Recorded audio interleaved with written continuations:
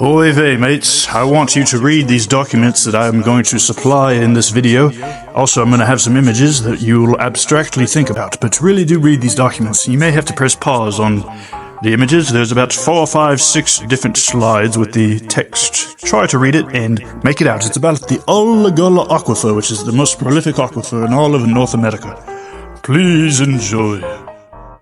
Legal rulings, clearing or further muddying the waters.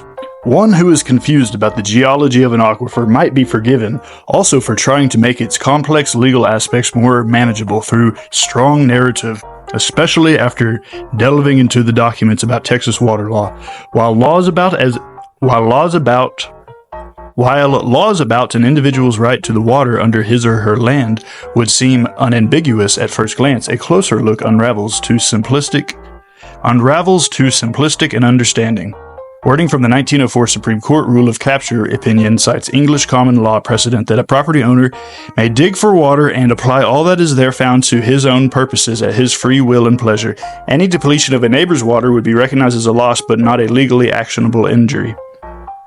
Yes, yet, as in many complicated legal matters dealing with water, the 1904 ruling left room for debate that continues into the 21st century. Specifically, the Supreme Court did not rule out action in the case of malice or wanton conduct, and also permitted the state legislature to regulate groundwater. The 1904 decision did not clearly define what was meant by the right to capture water, or when the property owner had a vested interest.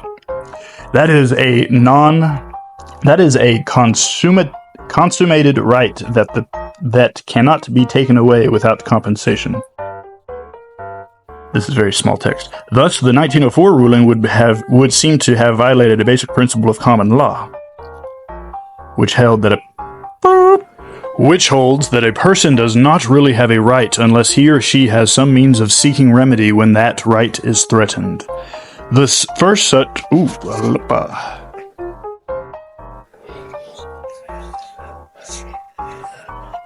Separate coding. I'm gonna let y'all read the rest of this. It's kind of getting difficult for me to keep up with the whole changing of the. The freak is going on? Changing of the pages. You guys can read, and I am confident of that. So read on and learn. And I want you guys to engage in a thoughtful and meanwhile discussion, not meanwhile, but I want you to develop a means that's worthy of your knowledge that you will gain from the understanding of how aquifers work, because that will really invigorate your spirit, and you'll be able to look at the crystal clear waters that gush from the land and understand how it operates in principle, theory, and in practicality. Now go forth and be the best that you will ever be. I think that we will become this version ye.